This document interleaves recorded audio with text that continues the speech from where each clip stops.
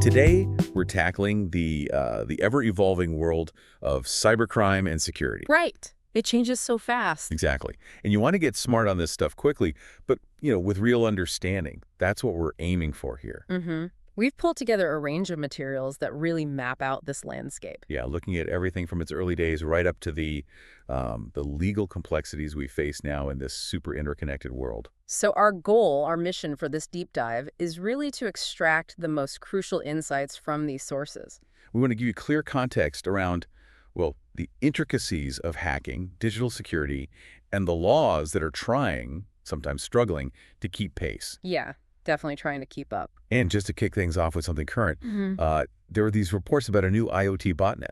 Oh yeah, I saw that. Infecting thousands of devices. Thousands. Yeah. In just days.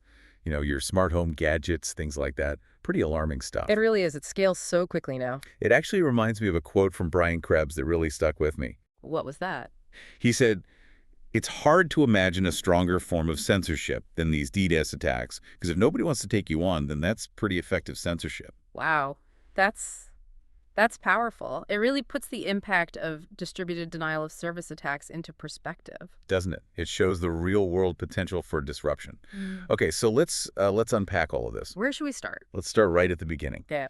What is hacking? I mean, the word itself seems to have changed meaning quite a bit over time. You're absolutely spot on. Our sources lay out basically three key phases in the history of hacking. Okay. The first one, back in the 1960s to the 1970s, it was actually, well, positive. Positive, really? Yeah. A hacker was seen as a really skilled, creative programmer, someone who could write clever, efficient code. They called them hacks. So it was about ingenuity. Exactly. Driven by, the intellectual challenge, the joy of making computers do cool things. Huh. That's almost the complete opposite of the common image today. So what happened? What caused that shift? Well, the second phase, this is roughly the 1970s up to the mid-1990s, that's when the negative connotations really started creeping in. Okay. Hacking became more associated with unauthorized access, getting into systems you weren't supposed to be in. Right. This is the era when we first saw people creating and spreading worms and viruses, malicious software, and also phone phreaking. Phone phreaking. Yeah. That was messing with the phone networks, right? For Right. free calls and stuff? Exactly, exploiting the phone system. But interestingly, during this same time, companies actually started to realize something. What was that? They saw that these same skills, the ones used for breaking in, could actually be valuable for testing their own security, finding the weak spots. So the sort of early precursors to modern penetration testing. Even the bad guys, in a way, push security forward. Inadvertently, yes. It's fascinating. And then, of course, the internet exploded. Which brings us to phase 3. Exactly. Mid-1990s onwards. Widespread internet, mobile devices everywhere. This is when cyber activity just ramped up incredibly. Scale and speed. Totally. Viruses and worms could go global almost instantly. We saw the rise of hacktivism, using hacking for political causes. We definitely need to dig into that later. For sure. And DDoS attacks, those denial of service floods we mentioned. And, of course, large-scale data theft, personal financial info.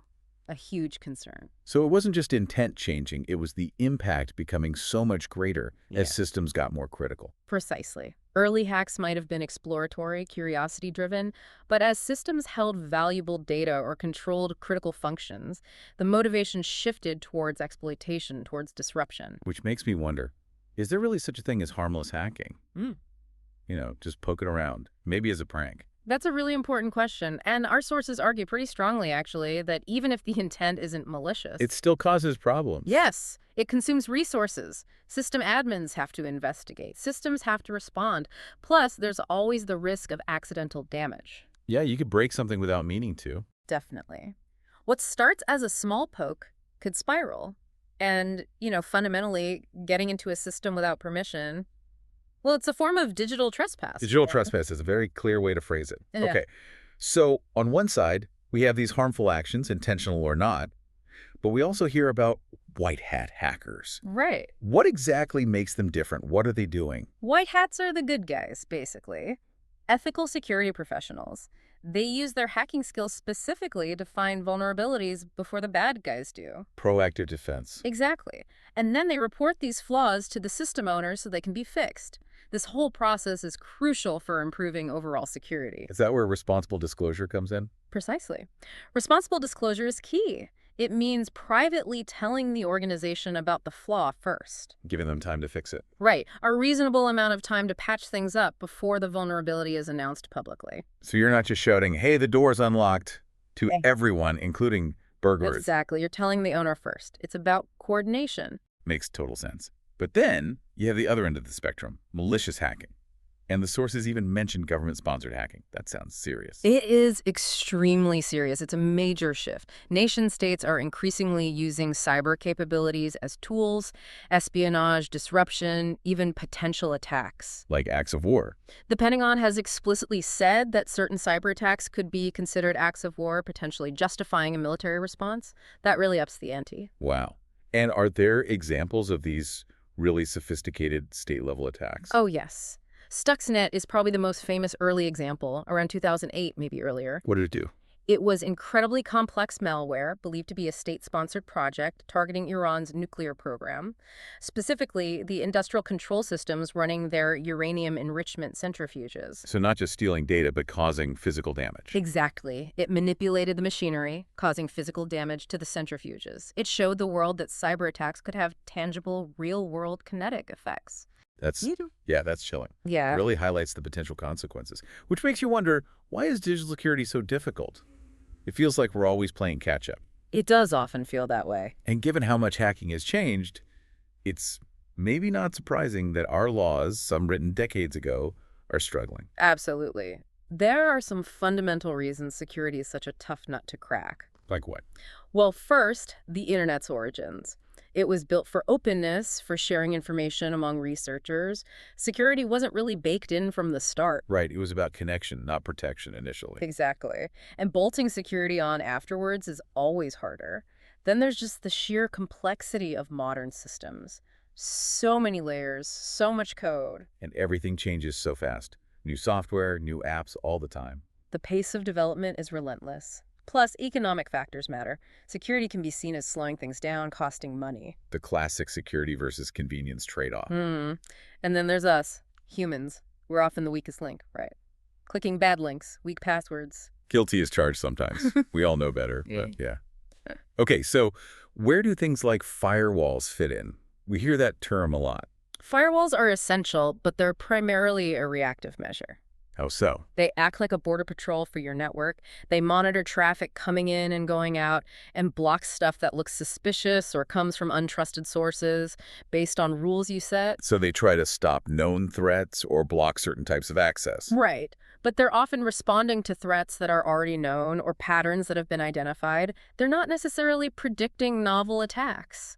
So it sounds like security isn't just the job of the big tech companies or the firewall software vendors? Not at all. It's absolutely a shared responsibility. Developers need to build security in, from the start, security by design. Right. Businesses need robust tools, yes, but also processes, monitoring, training for their staff. And what about regular users, like us at home? We have a huge role. Basic digital hygiene, using personal firewalls, keeping antivirus and anti-spyware software updated, being cautious about what we click and download. Right, common sense stuff. But critical. Okay, we've traced the evolution of hacking, the security challenges. Let's dive into that really interesting, often debated area you mentioned, hacktivism. Ah, yes, the intersection of hacking and activism. It feels like such a gray area. Is it protest? Is it crime? How do we even define it? And this really leads into the legal side, too. How do laws handle all this? It is a very gray area. Hacktivism is basically using hacking skills like DDoS attacks, website defacement, data leaks to promote a political or social cause. Okay. The core debate is, should this be seen as a modern form of civil disobedience, like a digital sit-in? Or is it just straightforward criminal activity causing damage and disruption? And I guess the label could be used to cover other motives, too. That's a real challenge. Distinguishing genuine political protest from, say, vandalism, or even masking other criminal goals like data theft under the banner of hacktivism, it can be very tricky. The sources mentioned some examples involving WikiLeaks that kind of highlight this tension. They do. It's a good case study. After WikiLeaks published a huge trove of classified U.S. documents, their site got hit by a massive DDoS attack. Trying to shut them down. Effectively, yes. Then, when major credit card companies stopped processing donations to WikiLeaks. Cutting off their funding. Right. Groups identifying as hacktivists retaliated. They launched DDoS attacks against those credit card companies. Okay, so two sides of the coin there. Arguments for and against both actions being hacktivism. Exactly. Attacking WikiLeaks, you could argue it was censorship, trying to silence them. Attacking the credit card companies, supporters would say it was protesting their censorship of WikiLeaks. But opponents would just say both were illegal disruptions. Precisely. Regardless of motive, these actions disrupted services, likely caused financial costs. Activities that fall under cybercrime laws in most places. It really shows how subjective the label can be. Yeah, it definitely highlights the difficulty in drawing lines. Okay, so shifting gears slightly to the legal framework itself. How do legal systems even try to catch and punish people involved in these digital activities? It seems incredibly complex. It is a fundamental challenge, especially with the global nature of the internet. In the U.S., the main law is the Computer Fraud and Abuse Act, the CFAA. CFAA, okay. It was enacted way back in 1984. Wow, 1984. That's ancient in tech terms. It really is. Initially, it focused on government computers, financial institutions, that sort of thing. But it's been amended, expanded over the years. How so? Notably by the USA Patriot Act after 9/11. That broadened the definition of loss, for instance, to include the costs of responding to an attack, restoring systems, lost revenue. Making the potential damages much higher. Yes. Fundamentally, the CFAA makes it illegal to access a computer without authorization or to exceed authorized access. Okay, without authorization seems clear enough, but exceeding authorized access, that sounds like it could be interpreted broadly. And that's exactly where a lot of the controversy lies. The law predates social networks, smartphones, massive online data collection. Everything we deal with now. Right. Critics argue the CFAA is outdated and has been stretched to cover things it wasn't designed for, like violating a website's terms of service agreement. Wait, so just breaking the rules written in the fine print of a website could be considered felony hacking under this law? That's been the argument in some prosecutions, yes. Does clicking "I agree" grant authorization? And does violating those terms mean you've exceeded it in a criminal sense? It's heavily debated. That seems disproportionate, potentially. Yeah. Do the sources give examples of CFAA cases that illustrate these issues? They give quite a few, showing the range and the controversies. One of the earliest big ones was Robert Morris Jr. The Morris worm. Exactly. Back in '89, one of the first major internet worms, he was convicted under the CFAA. Okay, that seems more like what the law might have originally intended. What about more recent or controversial ones? Well, there was the Lori Drew case in 2008, the MySpace cyberbullying case. I remember that. Tragic case. It was. She was initially convicted under the CFAA for violating MySpace's terms of service by creating fake profiles. That conviction was later overturned, but it showed prosecutors trying to apply the CFAA to social media conduct. Trying to fit a square peg in a round hole, maybe. Some argued that, yes. Then there's Sergei Aleninkov, the Goldman Sachs programmer. What happened there? He downloaded proprietary trading code he'd worked on before leaving the company. Initially convicted under CFAA, but that was also overturned on appeal. The court basically said misusing access you do have isn't necessarily the same as accessing without authorization under the CFAA. Interesting distinction. So the law is being tested and refined through these cases. Any others? Yes, quite a few mentioned. Matthew Keyes, a former web producer, shared login credentials for his old employer's server in a chat room. That led to a felony CFAA conviction. Just sharing credentials. Yep. Aaron Swartz, a really high-profile case. The activist who downloaded millions of academic articles from Jay Sator. That's the one. He had authorized access to the MIT network itself, but the sheer volume and method of downloading led to felony CFAA charges. His case sparked huge debate about prosecutorial overreach and the CFAA scope. Right. Tragically, he took his own life before the case concluded. Indeed. Then there's Andrew Auernheimer, also known as Weave. He and a colleague found a flaw on AT&T's site exposing iPad user emails. Did they report it responsibly? They went to the media. Auernheimer was convicted under CFAA, but again overturned later on a technicality related to venue. It seems like convictions are often difficult to make stick or are overturned later. It highlights illegal complexities. Even cases like Fidel Salinas, part of Anonymous, faced felony charges for just submitting junk data repeatedly through a website contact form, essentially a very low-level denial of service attempt. Wow, the David Nosel case. That involved employees allegedly using their valid logins to help a former colleague start a competing business, accessing trade secrets. The courts wrestled with whether violating company policy on data use constituted exceeding authorized access under the CFAA.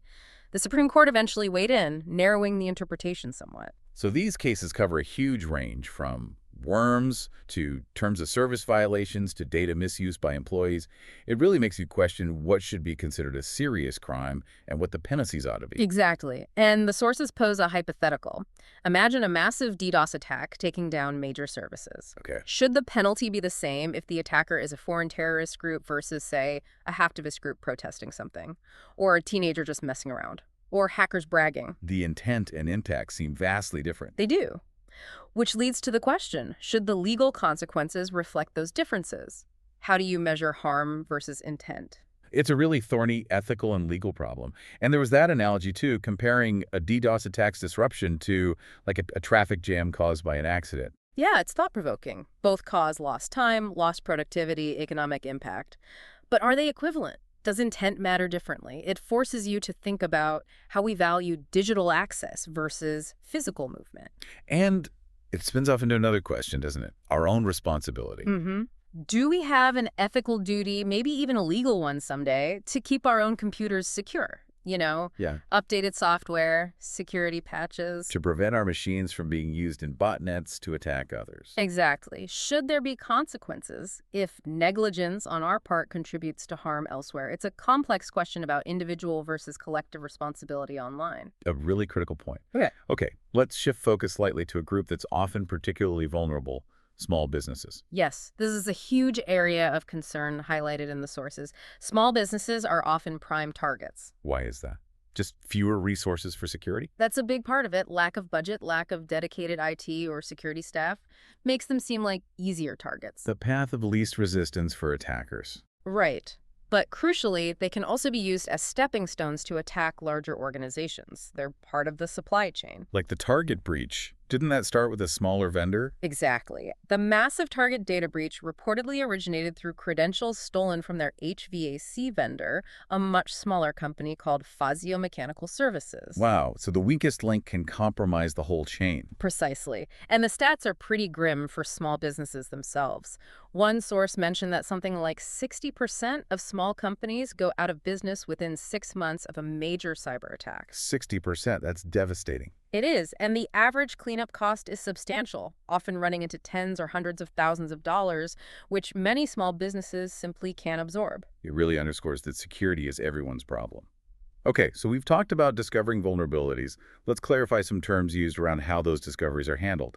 Responsible disclosure, whistleblowing, full disclosure. What's the difference? Good question, as the terms can be confusing. In a legal sense, whistleblowing usually means exposing illegal or unethical stuff within your own organization. Think corporate fraud or government waste. Okay, internal wrongdoing exposed. Right. Full disclosure in the security context generally means just publishing the details of a vulnerability immediately and publicly. Bang, here it is. Potentially giving attackers a roadmap before a fix is ready. That's the risk. Which leads to responsible disclosure, which we touched on earlier with white hats. Right, tell the vendor first, give them time to patch. Exactly. It's that coordinated approach. Find the flaw, privately report it, allow time for a fix, then potentially go public with the details once users can protect themselves. The goal is to minimize harm. But that balance sounds tricky in the real world. Yeah. Are there examples where it gets messy? Oh, definitely. The sources give a couple of examples where the lines blur significantly. Like what? Well, there was a case where someone copied a huge number of patient files from a medical center. They claimed it was to prove security was inadequate. After the center initially denied a breach, this person shared some files with a journalist. So was that whistleblowing about bad security? Or was it just criminal data theft violating patient privacy? Exactly the dilemma. Where does exposing a flaw end and criminal action begin, especially with sensitive data? Tricky. What was the other example? The AT&T iPad email case we mentioned earlier with Auernheimer, hackers found the flaw exposing email addresses. Whereas they do. They notified the media before AT&T apparently even knew. So were they acting responsibly by alerting the public quickly, or irresponsibly, even criminally, by accessing and scraping that data in the first place? And one of them was convicted initially, though it was overturned. Right. It shows how the legal system itself struggles to categorize these actions. And wasn't there one more, VF? Ah, yes, the VTech hack. A hacker got access to a lot of user data, including info about children. Oh, wow. Did they dump it online? No, they didn't publish it. Instead, they contacted a media outlet to report the security failure. And what happened to the hacker? They were arrested, which again raises questions. Did they handle it responsibly by not releasing data but reporting it? Was the arrest appropriate? There are rarely simple answers. It really seems that way. Okay, let's move to something that hits very close to home for many people. Identity theft and credit card fraud. Yeah, a huge issue. Identity theft is basically criminals getting hold of your personal info, name, address, social security number, credit card numbers, bank details. And using it for their own gain. Typically financial gain, yes. Opening fraudulent accounts, making unauthorized purchases. Who tends to be targeted most? You might be surprised. The sources indicate that statistically, young adults ages 18 to 29 are actually the most frequent victims. Really? Why them? Potentially due to higher levels of online activity, maybe sharing more information online, and perhaps sometimes less awareness of the risks compared to older demographics who might be more cautious. And the rise of online shopping must make it easier for criminals. Absolutely. E-commerce means you don't need the physical card anymore. Just the number, expiry date, security code. Much easier to steal and use remotely. And the methods criminals use are constantly evolving, right? Phishing, smishing. It's like a whole new vocabulary of scams. It really is. Phishing is the classic one, deceptive emails trying to trick you into giving up passwords or card details. Looks like it's from your bank or PayPal or whatever. Okay, what's smishing? Same idea, but via SMS text messages. Smishing. Got it. And phishing. That's voice phishing. Phone calls trying to scam information out of you. Like those fake CRA calls or IRS calls. Exactly. And farming is more technical. It hijacks your browser or DNS settings to send you to a fake lookalike website, even if you type the correct address. That's insidious. It is, and even things like posting resumes online can expose bits of personal info that thieves can piece together. So what's being done to fight back? What are the responses to identity theft? There's a whole range of measures, things like better email and website authentication to prove sites are legitimate. Encryption is key, protecting data as it travels online. What about when we log in or buy things? Customer authentication methods, passwords, sure, but increasingly multi-factor authentication, though there's always that trade-off with convenience. Right. The extra step can be annoying, but it's safer. Exactly. Yeah. Fraud alerts on credit reports, activating new cards, only showing partial card numbers on receipts, banks monitoring spending for unusual activity. Like when they text you asking if you just spent $500 somewhere unusual. Mm-hmm. And third-party payment services like PayPal or Apple Pay can help by acting as intermediaries so the merchant never sees your actual card details. And biometrics, fingerprints, facial recognition. Yeah, that's becoming more common, especially on phones. It's generally considered a higher level of security for authentication. Okay. And the sources also mention a piece of legislation, CISA, Cybersecurity Information Sharing Act. Yes, CISA. It's a U.S. law designed to encourage and facilitate the sharing of cyber threat information between the government and private companies. What's the thinking behind that?